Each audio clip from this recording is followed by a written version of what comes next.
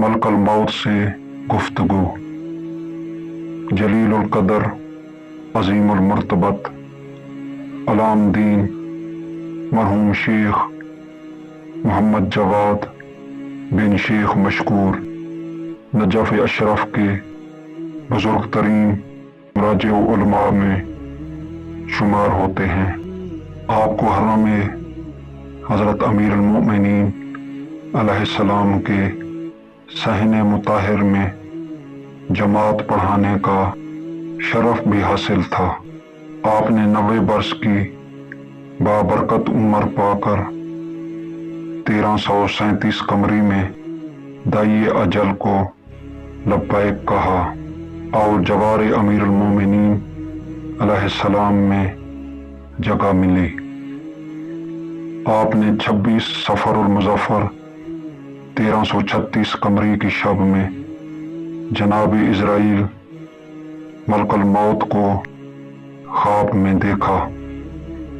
سلام کرتے ہوئے سوال کیا کہ کہاں سے تشریف لا رہے ہیں؟ ملک الموت نے جواب دیا، شیراز سے مرزا ابراہیم محلاکی کی روح قبض کر کے آ رہا ہوں۔ پھر شیخ پوچھتے ہیں کہ برزخ میں ان کی روح کس حالت میں ہے؟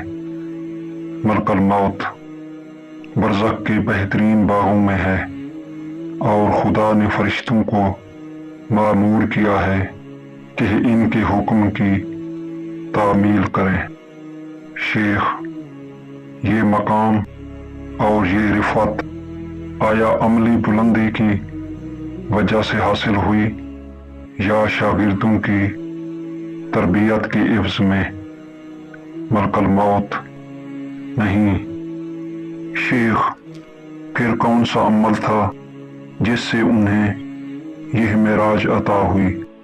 ملک الموت، یہ مقام و منزلت زیارت عاشوراء کے پڑھنے کا صلہ ہے۔ شیخ مشکور دوسرے دن مرزا محمد تقی شیرازی کی خدمت میں حاضر ہوئے اور سارا خواب بیان کیا۔ مرحوم مرزا شیرازی خواب سن کر بے ساختہ رونے لگے۔ لوگوں نے گریہ کا سبب پوچھا۔ جواب دیا کہ مرزا محلاکی دنیا سے رخصت ہو گئے۔ افسوس کہ ستون فقہ و فقاہت اب دنیا میں نہ رہا۔ لوگوں نے تعویل کی کہ شیخ نے خواب دیکھا ہے تو ضروری نہیں کہ سچ ہی ہو۔ مرزا نے کہا، ہاں، یہ خواب ضرور ہے، مگر شیخ مشکور کا خواب ہے، کسی اور کا نہیں۔ دوسرے ہی دن شیراز سے نجف اشرف ٹیلی گرام پہنچا کہ مرزا ابراہیم محلاکی کا انتقال ہو گیا ہے، اور اس طرح شیخ مشکور کے خواب کی تصدیق ہو گئی۔